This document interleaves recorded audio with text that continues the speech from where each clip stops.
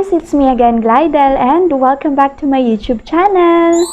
So for today's video, gagawa ulit tayo ng review about sa isang product ni Megan at yun ang nose pore strips.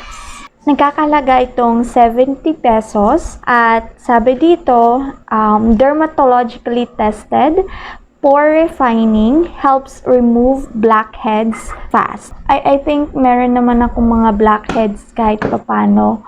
At itatry natin, ipapakita ko sa inyo kung meron siyang makukuha talaga. And sabi dito, enriched with witch hazel extract. Yeah. And 4 nose pore strips ang laman nito. So, it instantly takes away oil. So, check tayo dyan dahil oily skin. Dirt, check again.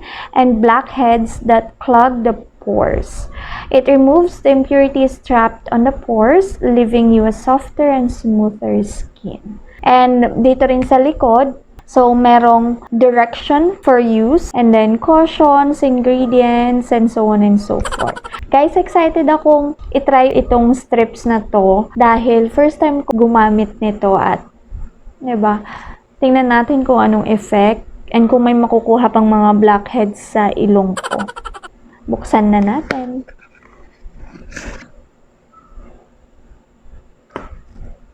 So, eto siya.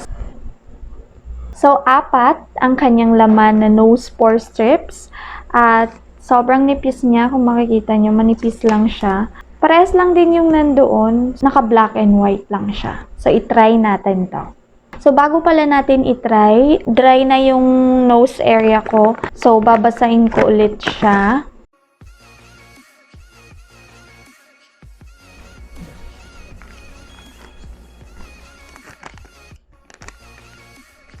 So, ito yung itsura niya. I think ito ang top and then ito yung sa baba. Ganyan. Ang next dito is, ilalagay daw yung shiny part sa ilong. So, ito.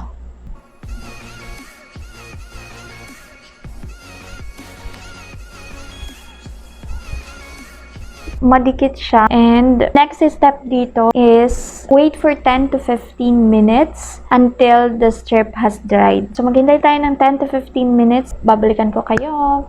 So, I'm back guys. So, natapos na ang 15 minutes na nakababad itong nose pore strips na to. It's time to remove it.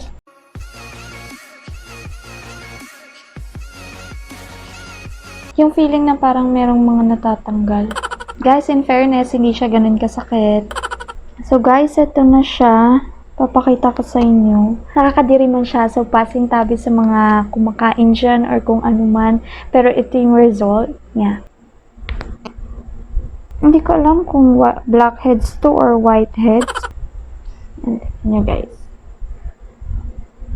So guys, masasabi ko lang dito, effective siya na pampatanggal ng mga chismis sa ilong. Sabi dito is use 1 to 2 times per week. So, itatry ko. Ubusin ko tong 4 na to. So, good for 2 weeks ko to. Dami niyang natanggal dito.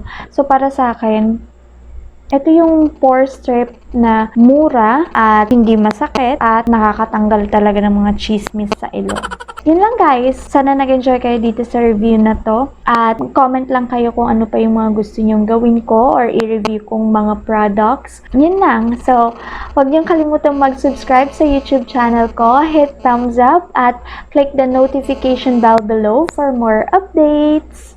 I love you all guys. Bye-bye!